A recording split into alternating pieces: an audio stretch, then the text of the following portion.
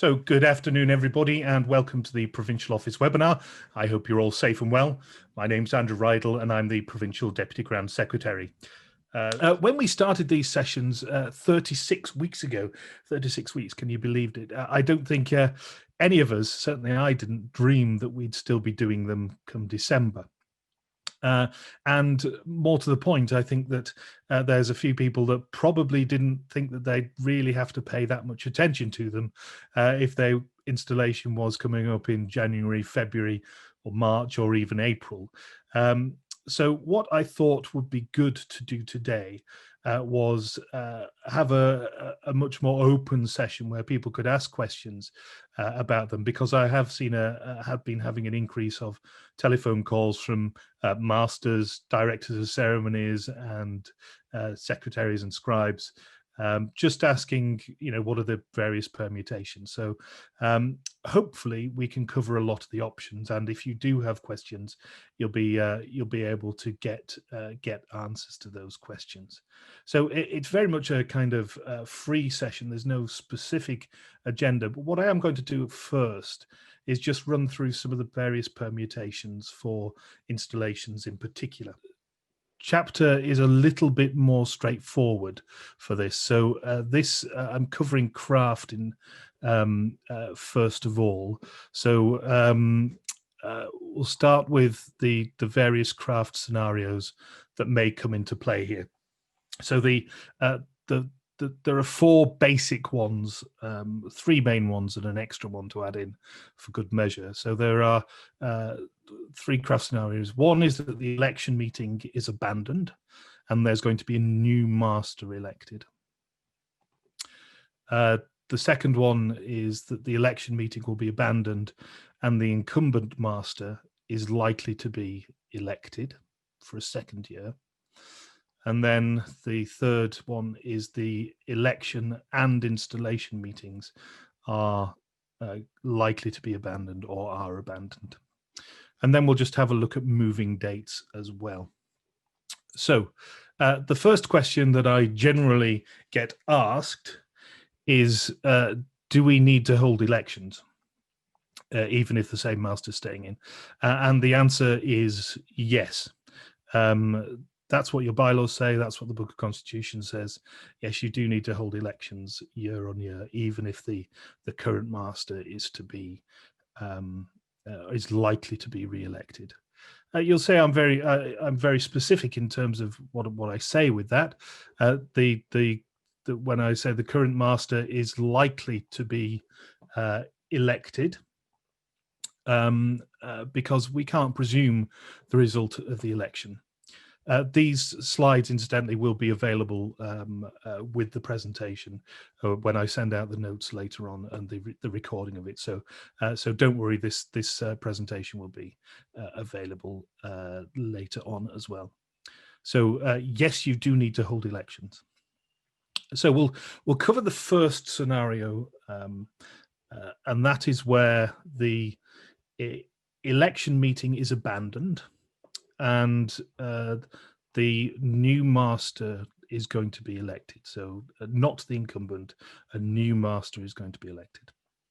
So if the election meeting is abandoned, for argument's sake, say that was in January, the election meeting would move to the next regular meeting, which would obviously have been your installation meeting. And after that, the installation is to take place within 5 weeks. And that is either at the next regular meeting, if it falls within that 5 weeks, or at an emergency meeting called for that purpose. So that's basically what it says as a combination of Rule 105 and 106 of the Book of Constitutions, if you're looking at it. I thought it would be useful to kind of give you a bit of a schematic for that as well. So what we have here is the month, what your bylaws say, and what the revised plan would therefore be. So month one, you have the would have been your election meeting, that is abandoned. Month two would have been your installation meeting. It now becomes your election meeting. and month three, it would have been just a regular meeting, and then that becomes your installation meeting. So that's relatively straightforward. It's probably the most straightforward of the examples, which is why I started with it. Generally speaking, up until kind of COVID, this has been the most likely scenario that we've come across, and whether that's been abandoned or there's been an issue with the master elect, it is neither here nor there. The cause is the same. The election meeting simply moves to month 2, or generally speaking, what would have been the installation meeting. So that's the first scenario where there is a new master to be elected, but your election meeting is likely to be abandoned. And, that might be the case, if your election meeting was due to be in January, for argument's sake, and your installation in February, what you might end up doing is having your election meeting in February and your installation meeting in March. So that's the kind of plan, and I hope that's relatively straightforward in how it's set out. The next one would seemingly be a little bit more straightforward, but it does have a little bit of a quirk in there. So this is when the election meeting is abandoned, but the incumbent master is likely to be re-elected. So he's potentially the only candidate for mastership for the ensuing year. And this is the most common scenario at the moment. With lodges and chapters in their planning, very much the case that current masters and principals are effectively staying where they are. But if there's still the kind of process which needs to happen for that, and going right back to the original question of do you still need to hold elections, the answer is still yes. So what happens in this is, as with the previous example, the election moves to the next regular meeting, i.e. what would have been the installation meeting. Now, this is the difference, and this is odd. I say odd, it doesn't necessarily feel as satisfactory as some of the other elements, and it is certainly not really what we're used to. We're used to kind of an incumbent master being re-elected for the year and then proclaimed at the installation meeting. Because this is happening at the installation meeting, remember the election meeting's abandoned, so it's moved forward, so it's now taking place at what would have been the installation meeting. If the result of the election is declared in favor of the incumbent, the master simply continues. That is to say that there's no further proclamation required. Nothing else needs to happen. Once the result of the election is declared in favor of the master, that's it. He can simply proceed to invest his officers, appoint and invest his officers for the ensuing year. So that's where it feels different to what we're used to, and is certainly very different to the proclamation. What I mean is nobody needs to stand up and say, I declare or I proclaim such and such master for the ensuing year. That doesn't happen. By virtue of the result of the election being declared in his favor, he simply continues. So let's just have a look at the schematic for that. Again, the bylaws, the progression in the bylaws is the same. So month 1 is the election meeting, month 2 installation meeting, month 3 regular meeting. And as before, month 1 was to be the election meeting, and that is abandoned. Month 2 becomes the election meeting. And month 3 just remains a regular meeting. There is no installation, no proclamation. Everything just carries on by virtue of the result of the election. And how we suggest that works is basically the master is the election is declared in favor of the master and the treasurer and the tiler, and then the director of ceremonies or whoever takes to the floor after those elections have been conducted and declared. and simply says, "Worshipful Master, whom do you appoint your senior warden?" So that is it. There is no proclamation. It is simply the result of the election. So once the other officer's been elected, before the next item of business on the summons, because remember that you can't presume the result of the election, it's simply a case that the DC would stand up and ask the master to appoint and invest his officers. It's as simple as that. It feels, it's in reality, it's very simple. It feels very different and a bit more complicated. So just be wary of that one.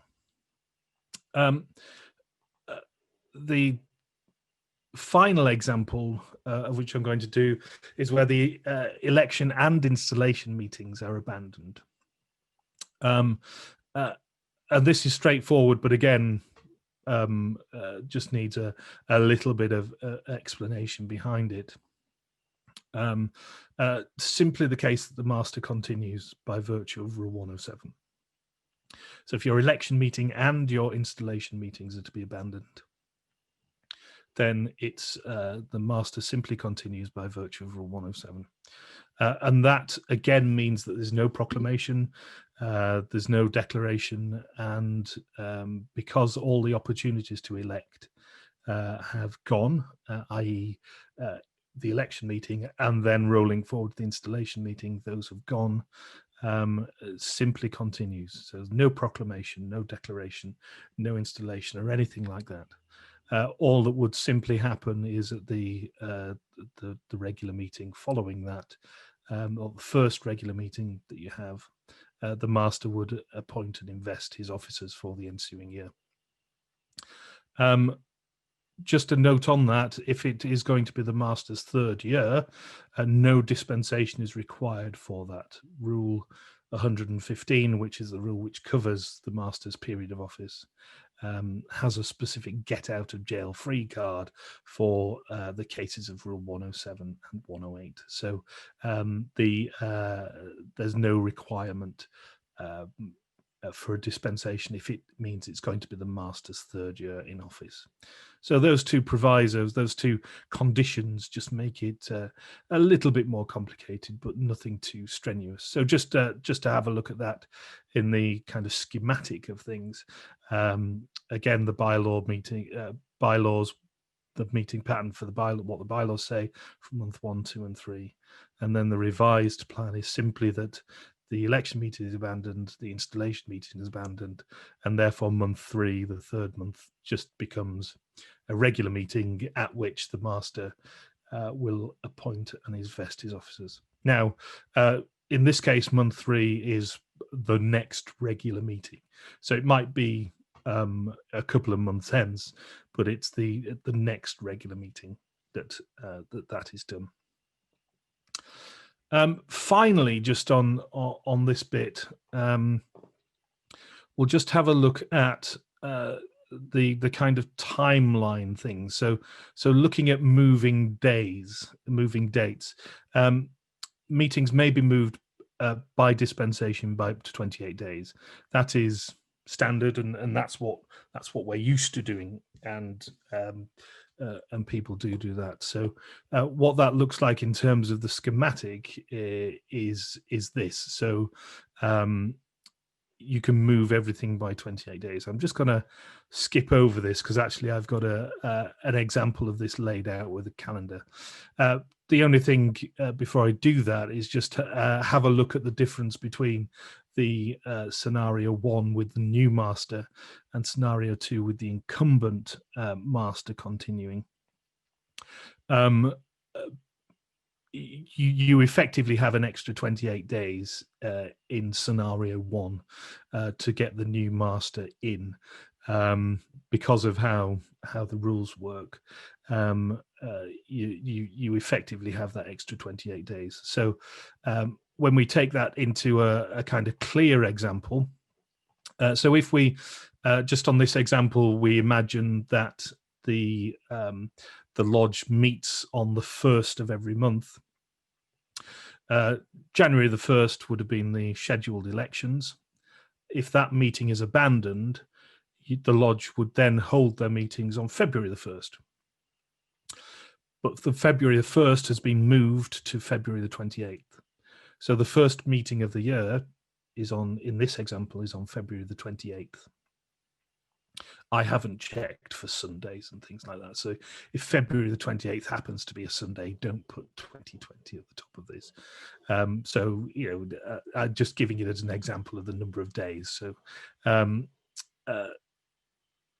the effectively the first meeting of the year, and what would have been the installation meeting, becomes the election meeting, and that's taking place nearly 2 months after what the date of elections would have been.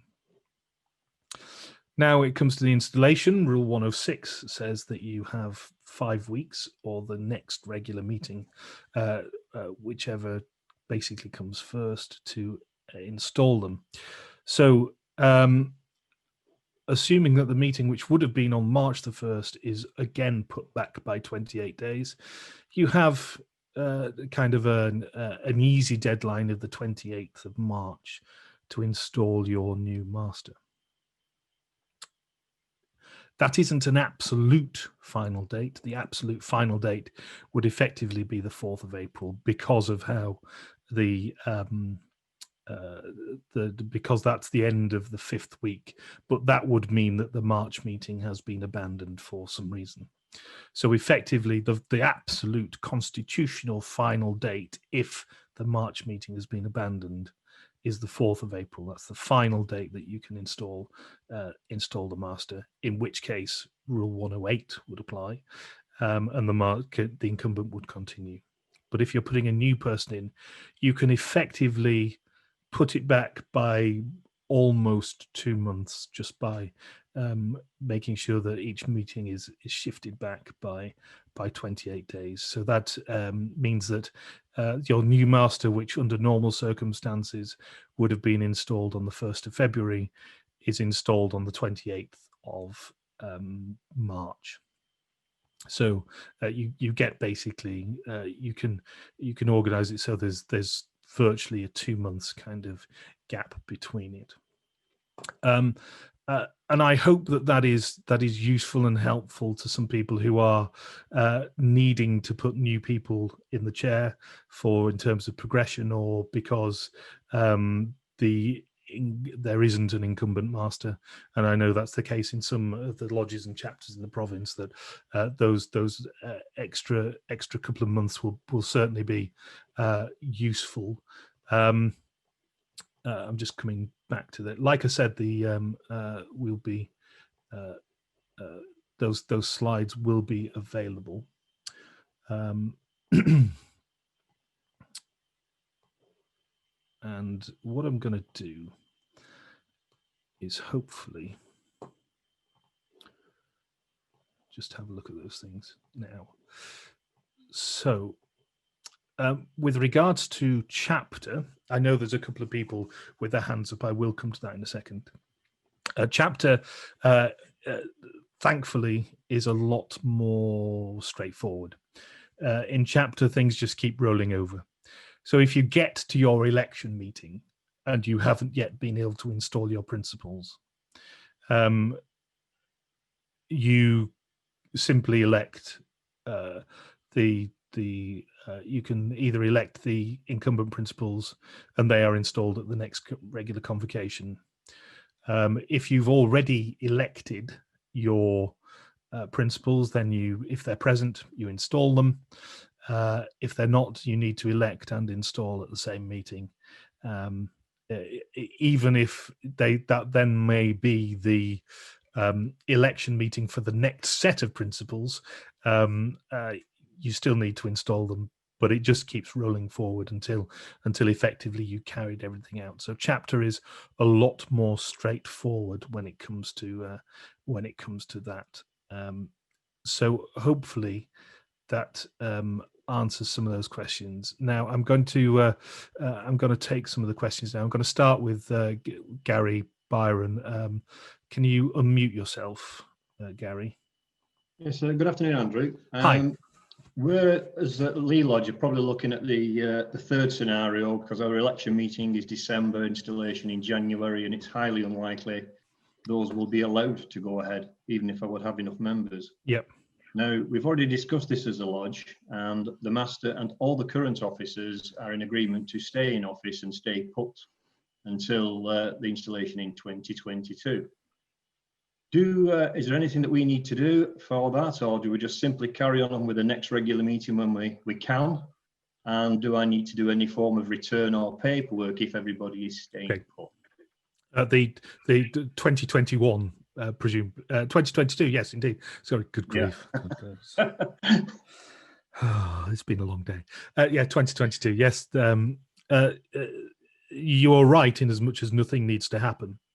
With regards to when you send the installation return in, and this is one of the questions that we've been getting a lot as well. So, the installation return comes in once the wardens have been invested. So, in the case of Craft, and the master has continued by virtue of Rule 107.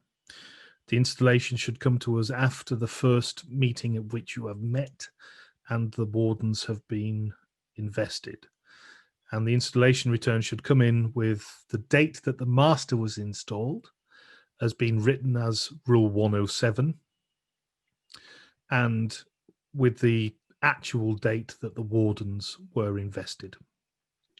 So don't send the return in to us until you have invested the wardens. And the date of investiture of the wardens is the date that they were invested. And the date that the master was installed, it just should say Rule 107. So don't send it to us until you've met. If the wardens are staying put, do we still have to be reinvested? Yes. Right. Yep. So don't send it to us until then. With regards to chapter, as I said, you do the installation when the people are there to be installed, regardless of how many meetings you've had since the elections. So the dates on the chapter installation return are the dates that they were installed. But in Craft, it's the date of investiture of the wardens, and then Rule 107 for the master. So I hope that does that cover everything, Gary? Yes, thank you, Andrew. Lovely, great. I'm just having a read through some of the questions. Right, so Dave Barr, the election meeting happens, but the installation meeting is abandoned. I can see that scenario is if for some reason we get opened up and then locked down again, presumably. In which case, we look at Rule 108. So you get another opportunity to do it. So you have the installation again to take place within 5 weeks if it can't happen first time round, or and then because it's effectively as if the master elect is unavoidably detained on the day, and so he gets one chance to be present, one chance to be absent, and then if you then can't install him at the within the permitted time after that, we go to Rule 108, and the incumbent continues by virtue of Rule 108. So you get another crack of the whip. So if the installation meeting, if you've elected a new master, but the installation meeting doesn't go ahead, then you get another 4 weeks to install the master, and then if that doesn't happen, the incumbent remains by virtue of Rule 108. And that's the difference between the installations which were due to have taken place in the main suspension earlier in the year, the 4-month suspension, and the case where the installation and the election meetings don't happen, and that's Rule 107, and that is the difference between them. So you get an extra few weeks, and then if you don't get to hold the installation meeting within that time, the current master continues by virtue of Rule 108. Chris, what if the WM's 4th year in March? Yes, that's a very, very good question. I think that this would be covered by Rule 115 as well, and it would simply be the case. I don't see how there would be any other way of it being constitutional without it.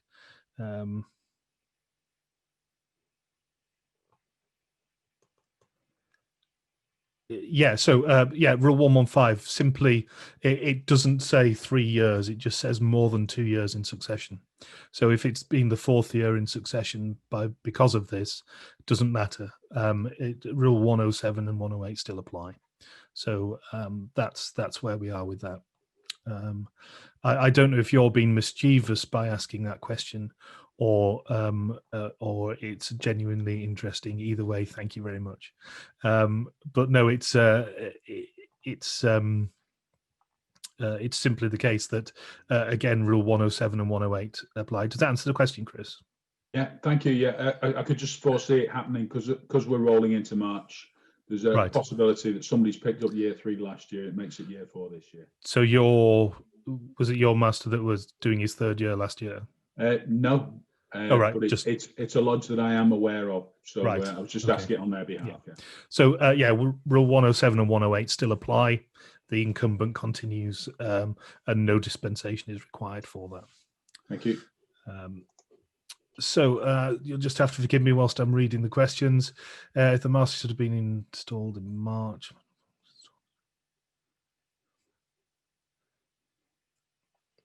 Steve, with regards to your questions regarding the terms of office for the master and the wardens, it won't make any specific difference for the master. If for the wardens they are getting close, clearly 1 month isn't going to make much of a difference. But if for example the wardens are invested a month before the next set of elections, then they're not going to be eligible for election as master. So in those circumstances you need to contact us, and we can either look to getting a dispensation for that, or they'd have to a past master would have to go into the chair. So it does affect the qualification of the wardens, but there's obviously a bit more flexibility on that given the circumstances.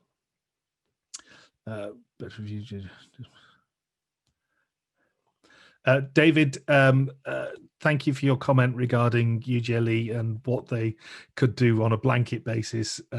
I'll not comment on that if you don't mind. Mike Craddock, do you want to unmute yourself and actually ask your question?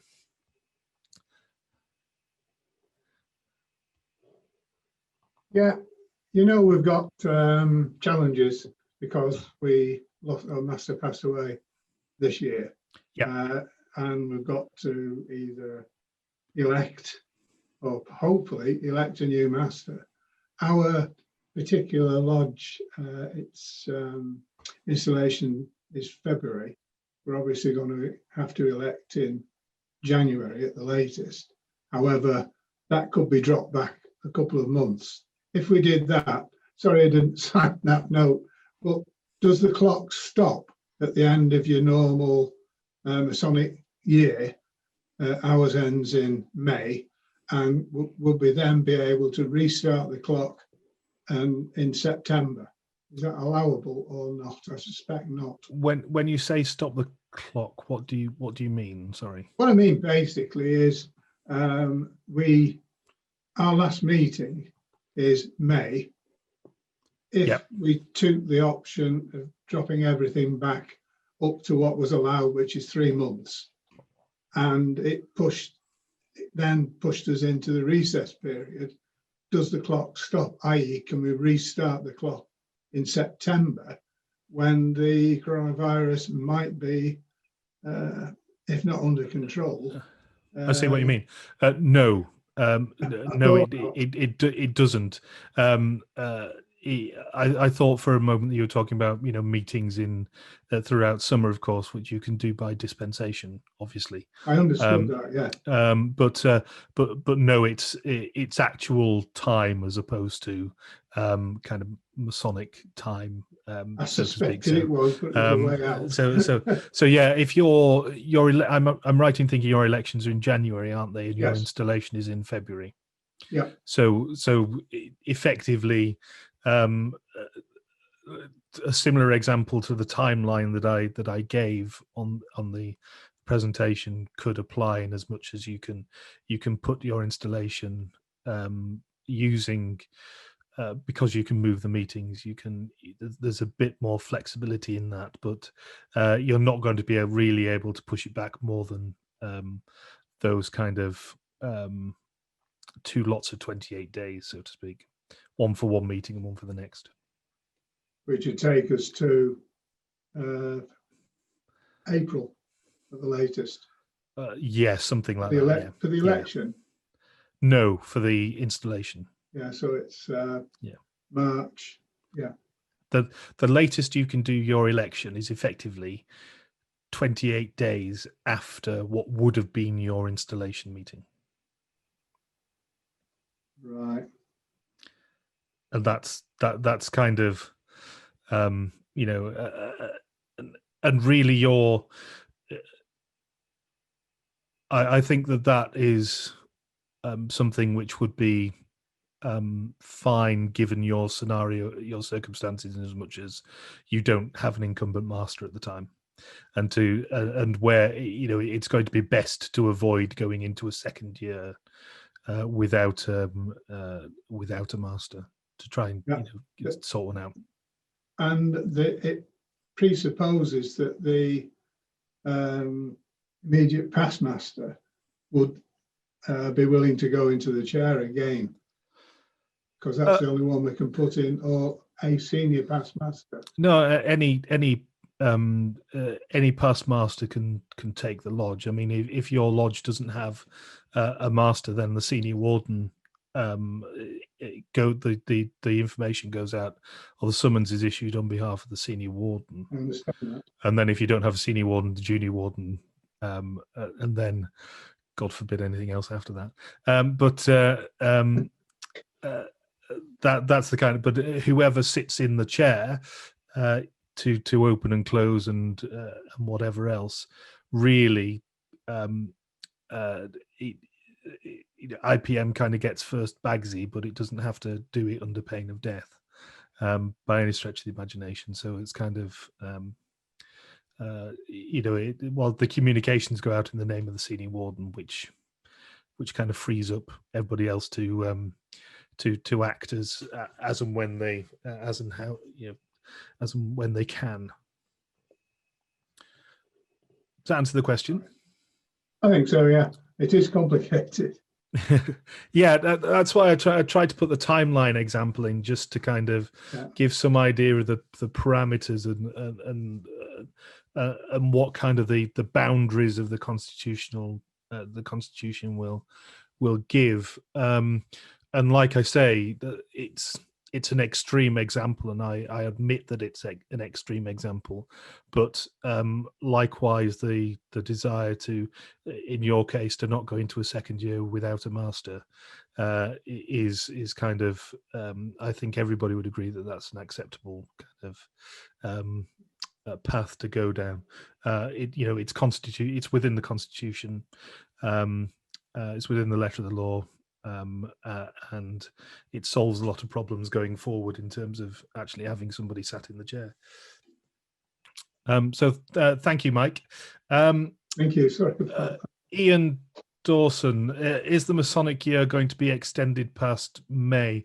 The Masonic season doesn't really account for summer at all. It's simply custom and practice for that there's a bit of a summer recess, if you like. There are lodges in the province which meet in July and August, as it is. So there's no kind of Masonic season as such, or end to the season as such. So if you needed to hold meetings, you can obviously apply for emergency meetings, and indeed as many emergency meetings as are necessary, providing that you're not having two on the same day or meeting on Sundays. If you can fill in as much as possible. Obviously, there are things that you can't do at an emergency meeting, such as propositions and ballots for new members. But pretty much everything else can be conducted at an emergency meeting. You just have to contact us, and we give advice on exactly what you wanted to do at each meeting. But there's no reason why you can't meet in those summer months, should you so wish. Okay, thank you, Andrew. No problem, Ian. When can we schedule our next meeting, as Preston will still be in Tier 3? At this point in time, the Provincial Grand Master doesn't intend to lift his suspension. The majority of the province is either, in fact, I think all of the provinces either in Tier 2 or Tier 3. In which case meetings couldn't happen anyway under the COVID protocols. So the suspension was issued until further notice. We haven't got to the point in terms of that further notice ending at this point in time. I think, without putting words into the mouth, I think it will be looked at again in January and see where we are. But it's, like I say, it's likely that it's going to be in place until meetings are possible within the province, because clearly if it's Tier 2 and Tier 3, they're not possible anyway. So it's going to remain until such time as that happens, and meetings can be conducted lawfully.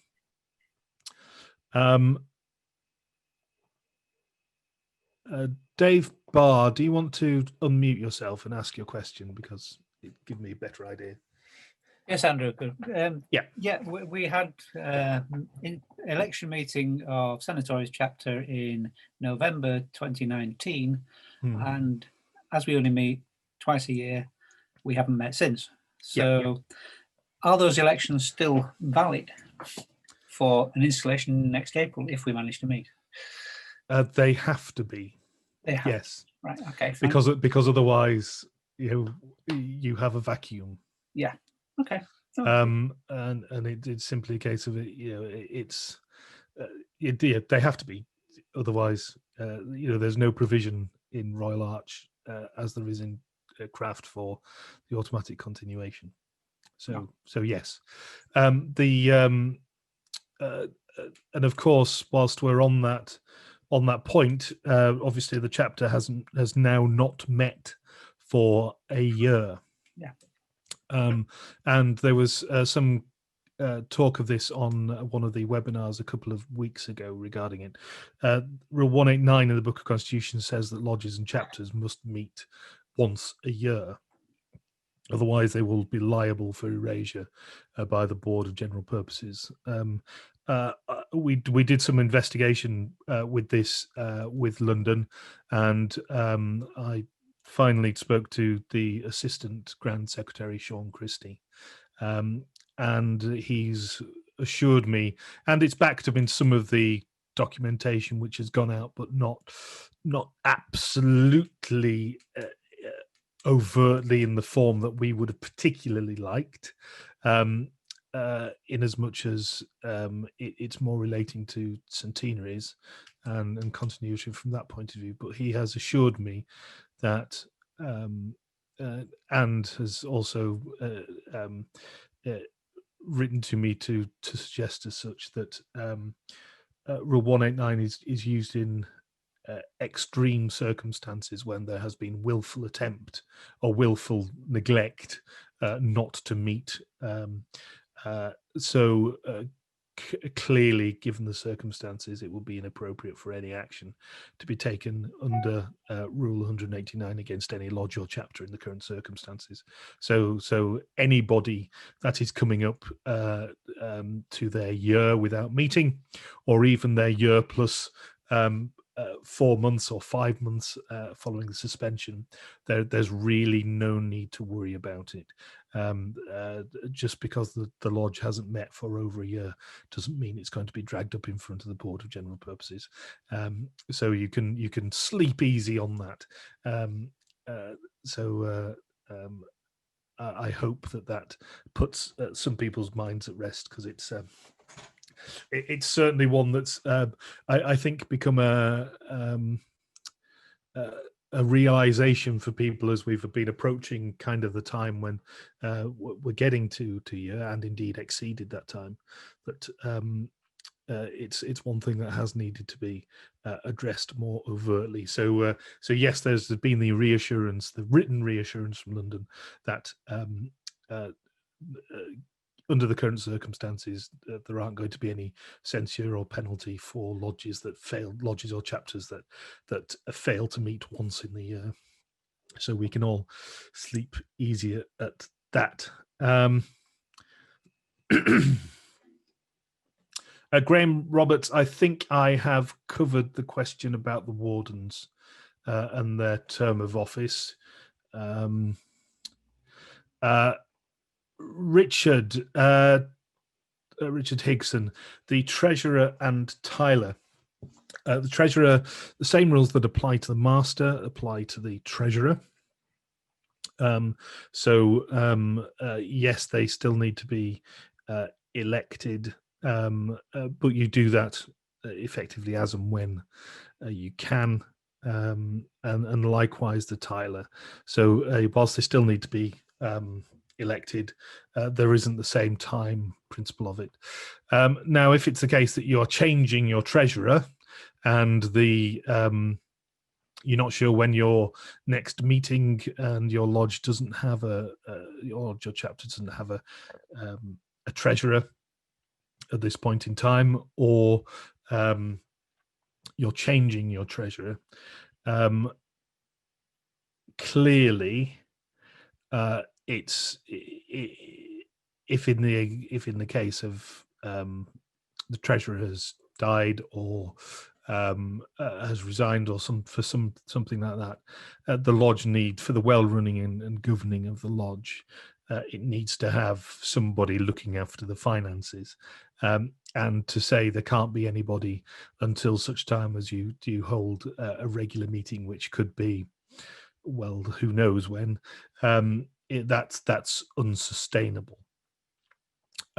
So at this point in time, I would suggest that whoever is lined up to do it, just start to have an oversight of those proceedings, and then and this is this isn't constitutional, but it's pragmatic. And I think that in these circumstances, and particularly with regards to the finances of the lodge, pragmatism is a good approach to have at this point in time, and providing that it is the treasurer designate, so to speak, that is overseeing things, then I think that would be acceptable. The obvious provisos are on that in terms of who can sign for money, and then the other signatories on the account would still have to be would still have to take up those reins. I wouldn't start changing bank mandates, but in terms of who's doing the actual accounts, I don't think it particularly in these circumstances particularly causes too many issues. but clearly it needs addressing as soon as possible.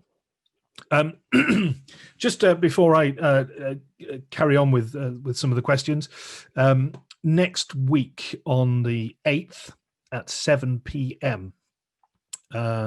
We have the presentation on Hermes from Nigel Codron, who's the project manager for Hermes from UGLE. If you don't know what Hermes is, and you are a lodge secretary or a chapter scribee, you need to be at that presentation. It's the same log-on details at 7 p.m. on the 8th. It's the second time we've had a presentation on Hermes. Once was back earlier in the summer. There will be an update on how things are progressing with the development of Hermes. For those of you that don't know what it is, it's the new administration portal and administration system for lodges and chapters, which is going to be coming, that will be mandatory for all lodges and chapters from Q4 of next year. So, and training will be starting probably late Q2 or certainly in Q3 next year. So if you are a secretary or a scribe and you don't know what it is and you don't know what's coming, then please try and make the presentation on the 8th of December at 7 p.m. And it's the same login as this. So that's one plug for that evening session. So just moving on, David Brighouse, do you want to unmute yourself and ask your question?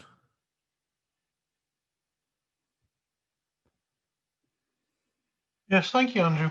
All it is, it might be I haven't understood things right, but under, I think it was your scenario 2, yep, where the master is going to stay in, yep, and we don't need an election, we don't need the other bits. Yeah. So he carries on. Can he then reinvest all his officers at that meeting? That is correct. After the election has been declared in his favour, so you do need an election, whether that's the quick way in inverted commas, as in you proclaim, he's declared the winner of the election because there are no other nominees. But once that has been declared in his favour, and you've done the other business with the treasurer and Tyler as well, he should immediately appoint and invest his officers. Now, if you're doing that in a quick, streamlined way, that might be the case of he asks the secretary to read out the names of those he has appointed.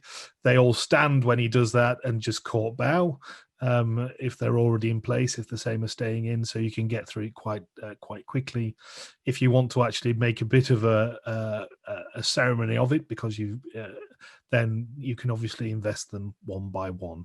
So quite how you do that is up to you, but certainly once the election has been declared in the incumbent's favour, he simply continues, and it would usually be the case that or in this case that it's appropriate for the DC to just take the floor after the Tyler has been elected before the next item of business and say, "Worshipful Master, whom do you appoint your senior warden?"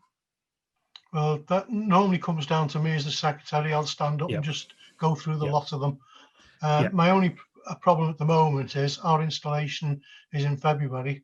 We're obviously not going to have a election meeting, so we're hoping to go through that way. It's a question of whether or not we're doing that in February or next September. When you say next September, why next September? Well, there's quite a few thinking we're not going to be back in business till then. Well, if you don't do it in February, it would be February 2022 before you did it, before you had your next installation. Because it doesn't roll over. All right. Thank you. No problem. Okay, where were we? Will Evans, as current master, decides to retire. Can a past master of another lodge? Who is him? Right, Will. thank you for your question. If the current master, there is no method of which somebody can resign their mastership. In order to resign, in order to stop being master of a lodge, he must resign from the lodge. So there is no method of a master retiring from the lodge without retiring from the office of master without resigning from the lodge. And in the same, and if that is that scenario occurs, it is to the effect that the master has died during office, in which case the summonses are issued on behalf in the name of the senior warden and a past master. As I said before, the IPM usually gets first dibs, but if he doesn't want it, a past master doesn't have to be a member of the lodge. A past master presides over the meetings.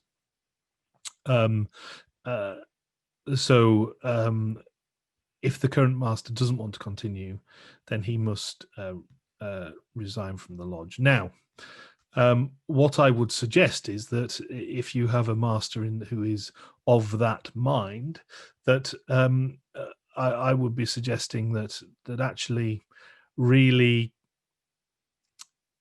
if he can be persuaded to open and close the lodge and do nothing else, then that's fine. Or he may just choose to not attend the meetings until his successor is installed. Likewise, that's possibly more preferable to him resigning from the lodge. But there is no constitutional way of a master retiring from his office without it. Is there a minimum, David, again from Birchwood, is there a minimum time between election and installation? No, there isn't, but you can't have two meetings on the same day. One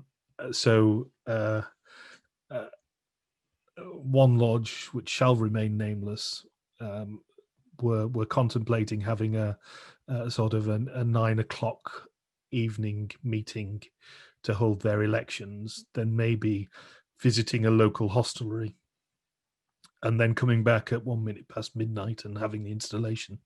I'm not quite sure how well that would have gone, but you know, it was a thought. It didn't happen, thankfully, but it was a thought. No, there isn't a minimum time between the election and installation, but you can't have two meetings on the same day. That covers that. Andrew? Yes. I was just, the reason was that assuming this COVID clears up second quarter, our installation meeting is May, and I was hoping that we could stretch the April meeting as late as possible, the 28 days, but then still have the installation meeting on the correct day. There's that, you know, there's nothing wrong with that. Right. Okay. You know, and we are in the situation where we need to be pragmatic with this as well. So, you know, if it's a couple of days after the election meeting, that's perfectly constitutionally appropriate. So, and it's within the spirit of the Constitution as well as in, you know, the letter of the law. So, there'd be no issue with that at all. Okay, thank you. No issue with that.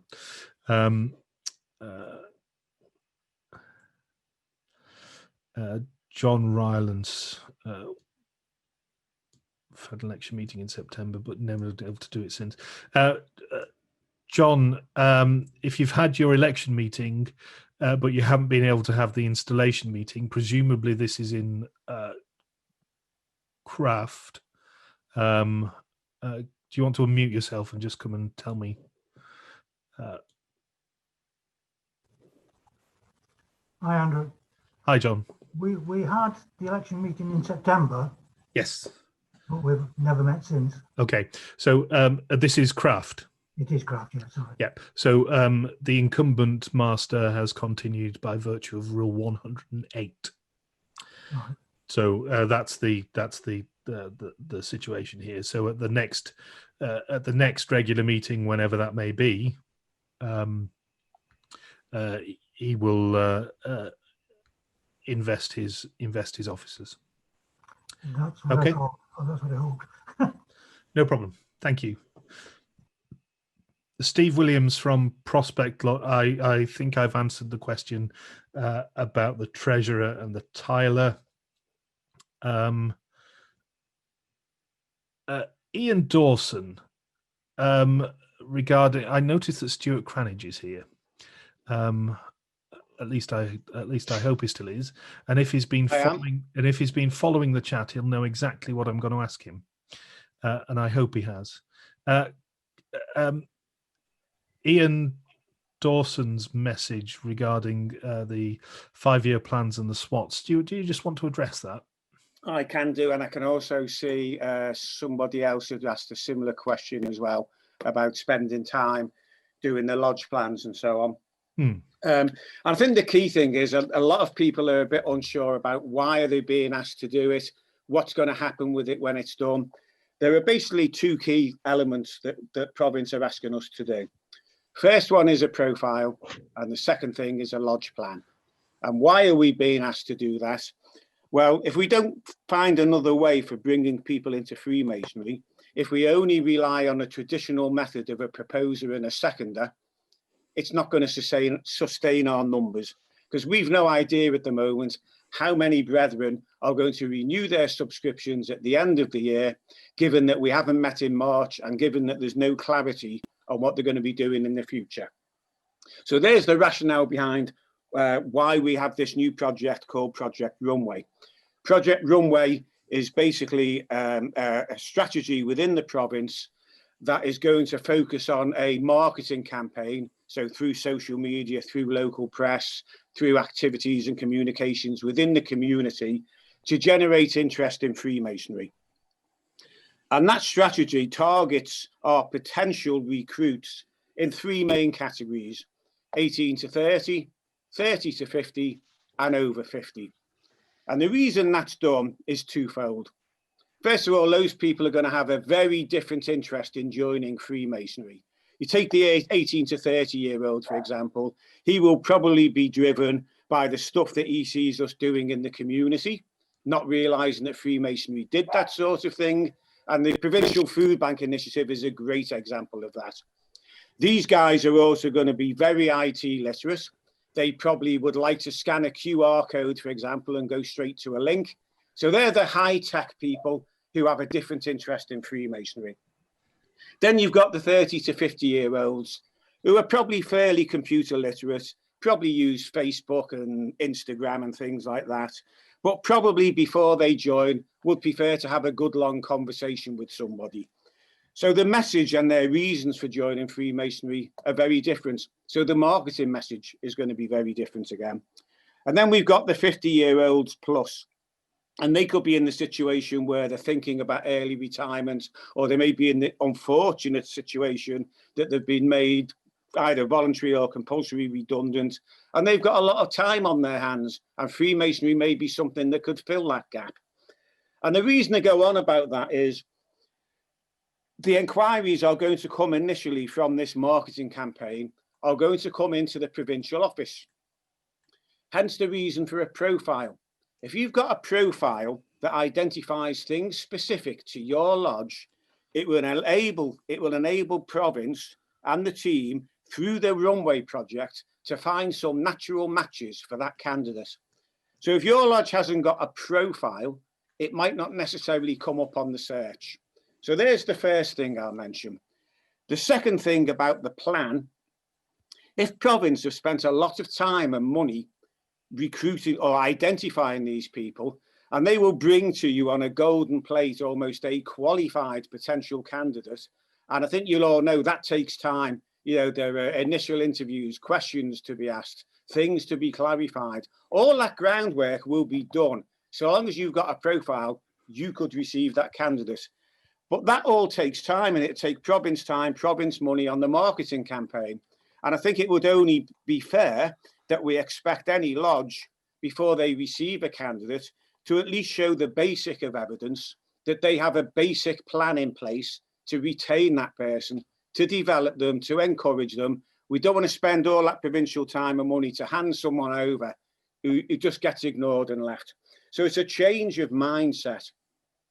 One real benefit of the plan isn't just the bit of paper, and it really doesn't have to be complex, and I'll come back to that in a minute.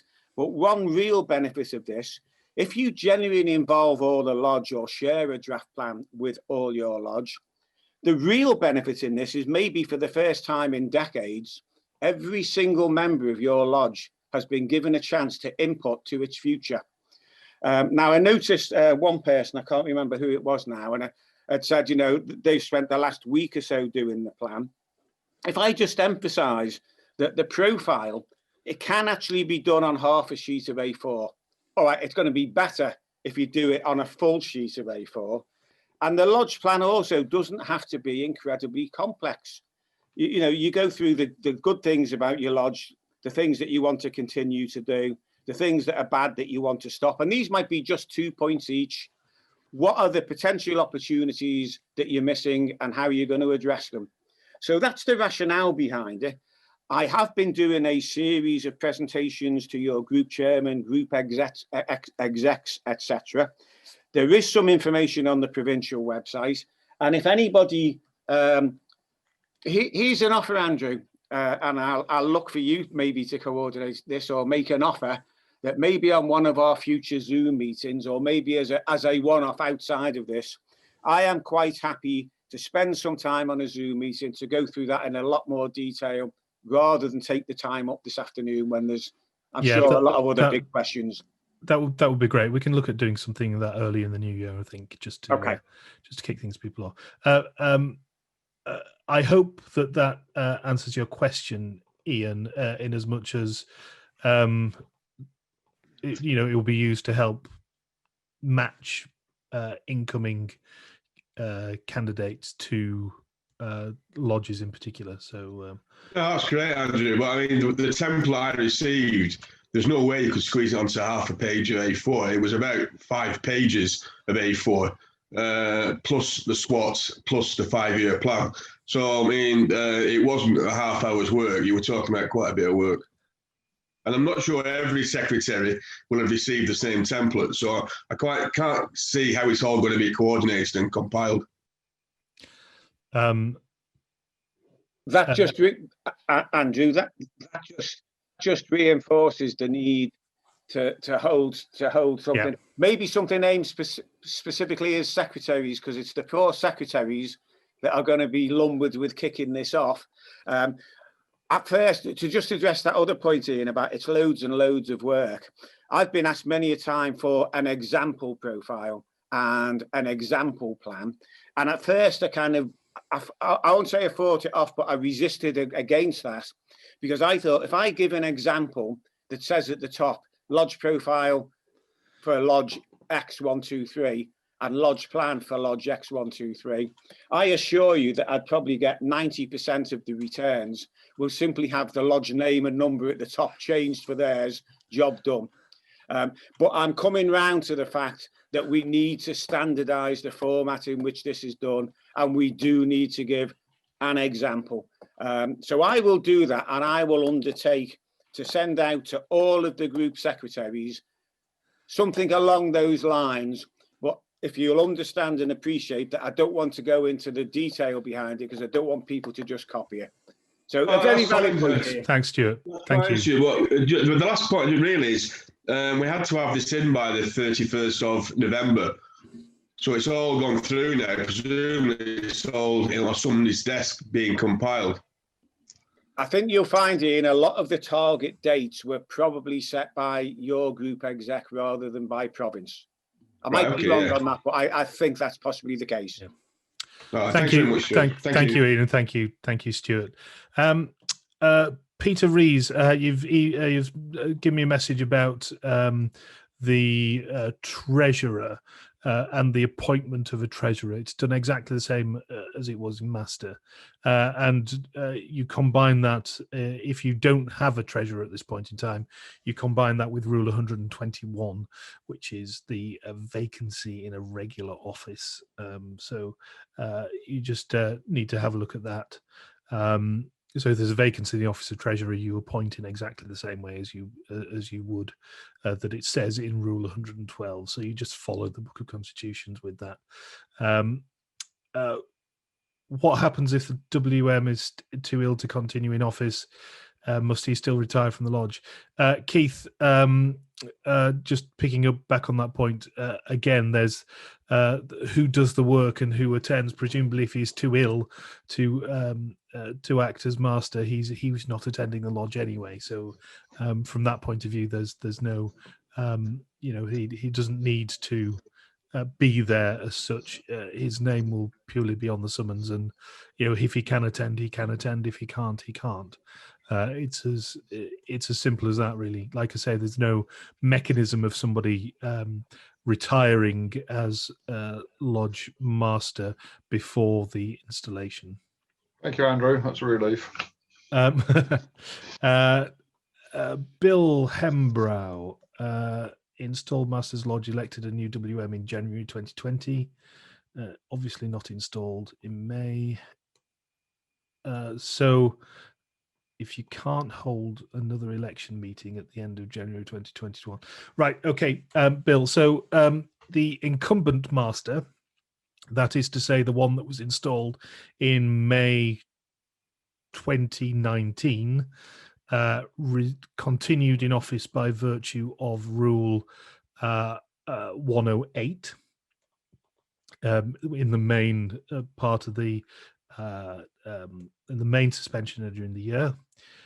If you don't hold your election in January 2021, then you have the option to either hold your elections in May 2021 at what would have been the installation meeting, exactly the same process, and then install within 5 weeks. Or you can hold, because there is more than 2 months between January and May, you can hold an emergency meeting at some point in that time and still hold your installation in May 2021 as had all things been equal, sorted that out. So there's still plenty of time on that for that to happen.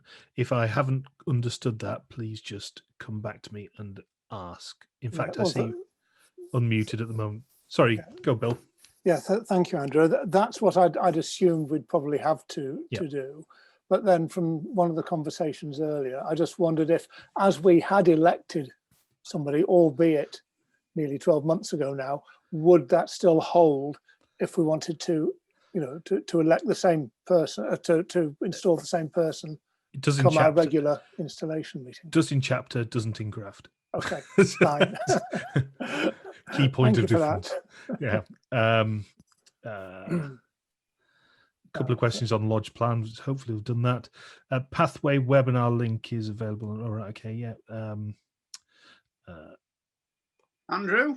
Yes. Can I just ask a question? Hello, Les. How are you doing? Fine, thank you. Our installation is due, well, our election meeting is March 2021. Yep. Installation April 2021. Yep. What's the latest that we can hold the installation? Is it June? So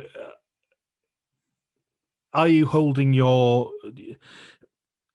The answer is different depending on whether your election meeting is abandoned or not. Well, that's what I'm thinking. I'm thinking January, February, March will be abandoned. Right. Okay. So your installation would have been in April. Is that what you said? Okay. So that will become your election meeting. Yeah. You can push that meet. You can push that meet, as per my example earlier. You can push that meeting back by 28 days. Right. And then within 5 weeks of that election meeting, you need to install. So that would be in June sometime then? Yes, potentially that late, yes. Yeah. Right, that's okay. Very good, right. Thank you. If need be, obviously. Yeah. It's one of those areas where, what the Constitution says and what kind of feels right are two different things. But like I say, we're tending to err on the side of pragmatism, and providing it's constitutionally correct and pragmatic, we'll go with that side of things. Yeah. I think what should have happened is United Grand Lodge should have just called it and suspended it at least till now, till 2021. I sympathise with them wanting to kind of make sure Freemasonry accessible. The trouble it's causing amongst all the groups and everywhere, and the headache it's causing to try and meet the rules and everything else is just an absolute nightmare. I'll not comment on that if you don't mind. Not my place. People with disappointed that David Staples didn't come on that Zoom meeting that he should have done. He came on a couple of weeks afterwards, so that was all right. Yes, I missed that one. Yeah. No, it was good actually. Might look at getting him back actually. So yeah, good idea. Yeah. Right. Thank you. No problem. Thanks, Les. I'm just scrolling through the screens now. I'm conscious that I've been yattering on for an hour and a half. I'm just scrolling through the screens now. I can't see anybody else with their hands up, and I can't see any other questions coming through. So I will remind you about the chat, the Hermes presentation coming up next week. I will just remind people that to please keep in touch with all your members and try and engage them as much as possible throughout this time. Obviously the food bank appeal, the kind of last collection for many of the groups is this weekend, so hopefully you can contribute to that as much as possible. Thank you very much for being here this afternoon. I hope you found it useful, and I know we've covered quite a lot. I will circulate the PowerPoint presentation that I did earlier in the session as well. So and the recording will be available, certainly go out with a notice about next week, but if not beforehand. So thank you very much. I'll hang around here if anybody wants to ask any more kind of informal questions, but otherwise I shall see you next week.